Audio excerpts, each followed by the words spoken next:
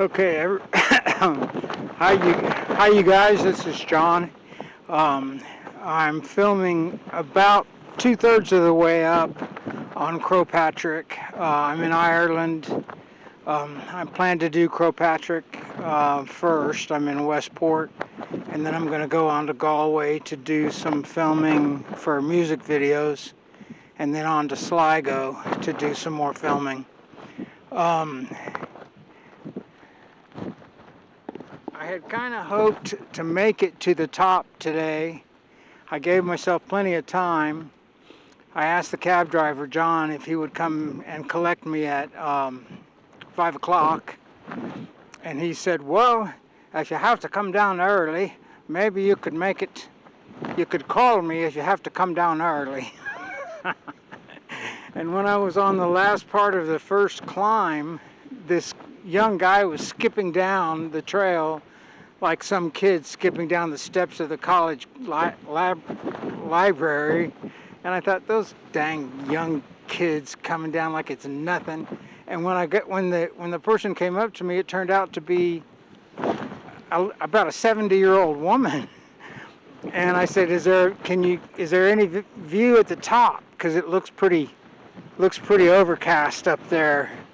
And she said, oh no. She said, you can't even make it across the ridge. She said, you don't even think about it. I said, really? And she goes, yeah, I climb this every week. I come up every week. She said, you can't even make it across the ridge. The ridge is right there. And I'm here to tell you, you can't make it across the ridge. So going to the top is completely out of the question. I know you don't have any reason to believe me, but when you get up to where you see a little bit of a trail right over there, which you cannot even make it to, the winds pick up to about 70 miles an hour, gusting to 100. When I got up, I'm tucked in behind a bluff right now, as you can probably see, so the wind isn't so bad. It's like nothing. You get right up on the other side of this bluff, and it's like a hurricane. When I got there, it literally blew me over. And then it blew my cap off, and then it blew my backpack down, and half of the contents of my backpack blew down the hill. I spent I spent a fair amount of time collecting my belongings so that the wind had blown halfway down the hill. So what I'm going to do is I'm going to show you a little bit more of Clew Bay, and then I'm going to go back down to the statue of Patrick and make the video that I wanted to make, that I hoped to make at the top of the reek. There's just no way. There's no way. If I even made it up there, I'd never make it down. And I don't want to have someone have to come rescue me. Anyway, I asked the lady, since she said that she does this every week, I said, when should I come? I've been here twice and I haven't been able to make it up to the top. Can you tell I'm taking on an Irish accent? And she said, I said, any month other than August. I know that the what they call Reek Week is in August. That's I'll tell you more about that when I get down the hill. But she said any month in the summer, other than, just don't come in the winter. Don't come after August and don't come before April. Which, now that I've been here twice in the months of November, both times, fool me twice, shame on me. So I'm going to show you Clew Bay one more time. When you look at, I'm going to also film down where the houses are. That's where the climb starts, way down there where the green is. Clew Bay is beautiful. Westport, which is the town I'm staying in, is around to the right. You can't see it. So that's Clew Bay. And all the little islands. That's part of the climb up. You go over that ridge right there where someone else's garment has blown over you. I don't know if you can see that little blue spot. Someone else's article of clothing that they couldn't keep on, probably yesterday. Over the top here, which I can't show you because I wouldn't be able to hold the camera and balance myself, there's a series of lakes. There's 3 little lakes. One of them's pretty big. And the legend has it that this is where, those lakes are where St. Patrick threw all the snakes. You know, the legend says that St. Patrick rid the island of Ireland from all of its snakes. And they say he threw them in the lakes on the other side of Croagh Patrick. Anyway, okay, so this is the first one. I'm going to turn the camera off, stuff it in my backpack, and crawl down the mountain, and I'll make the other video that I plan to make at the top. I'll make it down at the statue of St. Patrick and come back. Okay, this is pretty clumsy, and I'm pushing buttons I probably shouldn't be pushing, but I'm sitting at the base of the statue of St. Patrick. I made it down, only got blowed over one time, and I tumbled about 5 feet. I banged up my knee and my elbow, but nothing got broken, so I'm good. And I can make the video that I wanted to make at the top. That's Croagh Patrick. And if you go down to where you see a little bump about in the middle, I made it to just below that. That's really this part they call the ridge, but the winds were just way too bad up there. This is the statue of St. Patrick. I can't hardly walk, let alone backwards, but commemorating the pilgrimage with the wreath behind him. The winds are still pretty bad. I'm going to switch hands here a little bit, maybe steady the camera more. You can tell the winds are still bad even down here, and you can only imagine what they might be up there. If I get closer in here, it may not be so bad, but what I wanted to talk about and had hoped to talk about at the top up there was I wanted to talk a little bit about the Celtic evangelists, St. Patrick and St. Columba. Everybody knows St. Patrick is the patron saint of Ireland, but not everybody knows that Patrick wasn't Irish. He was actually English. And when he came to Ireland, which was in the early 5th century, 410 through 440 maybe, he did not speak Gaelic, and English was not spoken in Ireland. Before I get into a little bit more detail about him and Columba, I want to mention the two main pilgrimages that are attributed to Patrick. This is one of them, Croagh Patrick. The other is what's called Patrick's Purgatory, which is a monastery on an island on Loch Derg in Donegal. I did that pilgrimage in 2013. It's a 3-day vigil, no shoes, no food, no sleep, and you pray the rosary basically for 2.5 days, and then you attend Mass. Very, very grueling. I was, out of curiosity, I wondered, when did Patrick actually go to Loch Derg? And apparently, even though the monastery there, and there's now a basilica, dates pretty certainly back to the 12th century, 1140, 1150, they can't really date anything older than that. So there's a suspicion that Patrick may not have ever even been there. The historicity of Patrick's visit to Loch Derg is in question, but it's a very popular pilgrimage among Irish Catholics. And the tradition is that you have to do it 3 times as a penance in your life. This one, Croagh Patrick, is much more well known as far as the historical truth of it, and it's really interesting. And what I wanted to talk about with these, primarily with the Celtic evangelists, was something that we don't usually think about.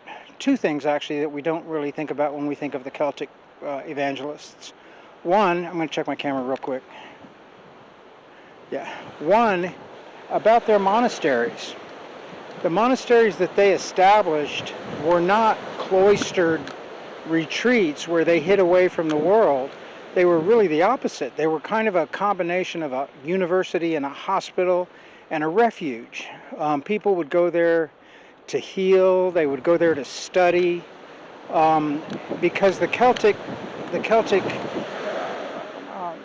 evangelicals believed that before you can reach a person's soul, you have to meet their needs, their physical needs. So their ministry was really a ministry of service and of love for people, and the message of the gospel was one of love. And they were vibrant communities. All of the monasteries here in Ireland, pretty much, even Stellig Michael, as remote as it is, and certainly the Isle of Iona, where I was earlier this year, were very vibrant communities. But I also want to talk about and want to focus this video on the courage these men had. Bear in mind that Patrick didn't just come to a country where he didn't speak the language. There was a reason why Rome never invaded Ireland or Scotland, and basically built a wall in northern England to keep the people on the other side of the wall out. The Celts were in Ireland and the Picts were in Scotland, and these were wild people. I mean, they were not vegetable gardeners. And hello, how you doing? That's what I want to be when I grow up. Someone that can do that. He's probably going to go all the way to the top. I got blowed over. Anyway, I'm going to switch hands. My hand was getting tired holding the camera up. Patrick, the earliest, I believe the earliest known event in the ministry of Patrick was this event, Croagh Patrick. The mountain that you see there, I'm going to make sure I got the camera pointed so you can see it again. That was the site of a religious festival that happened every year in August, and it was a Celt festival. It was called the Festival of Lunasa, where they would build a big bonfire up there, and they would, for a week, they would keep the fires burning. It was their most important religious festival, and you can pretty much be sure there were some things that went on there that would only be called pagan. Now, Patrick, who did not speak Gaelic, decides to crash the party in the year 421 and give the gospel to these crazy-ass Celts that are up there jumping through flames in a bonfire. And he did. I think that took a lot of courage.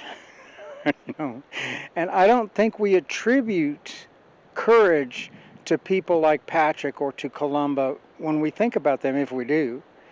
But I think it's important to remember that the early church, the evangelicals of the early church, were nothing if they were not courageous. Now let's shift gears a little bit and talk about Columba. Columba was Irish. In fact, he was from Donegal, is where his ministry started. And there is a pilgrimage. There's several pilgrimages that are related to St. Columba. I've done one of them. That's the Isle of Iona, where he established his monastery. There's another one on the coast of Donegal called Glencomshiel. I was hoping to do it this trip, but I couldn't. Things got in the way. Anyway, when Columba said to his followers, "We got to get out of here," he was in trouble with the church. I think it was the Roman Church, because he was printing books and making them available, and they got pretty angry about that. So he knew that there was a warrant for his arrest, essentially. This is a story I read. So he had to get out of there. And he decided he was going to go to what at that time was called Argyll. It was not called Scotland at that time. Argyll actually is the Gaelic, it's what's left of the Gaelic word for Gaelic coast. Well, when he, unbelievable, these ladies just lost their hats. I hope they don't mind me. I hope they don't mind me switching the video like that, but that's what happened to me. It happened to me up there, except it blew practically everything I have on off of me. That's what happened to me up there. It's it's 3 times windier up there than it is here. It's crazy windy up there. Crazy windy, and the temperature is warm. Yeah, it's warm. It's warm. It's not even raining. It was 70 degrees I saw in the car. 70.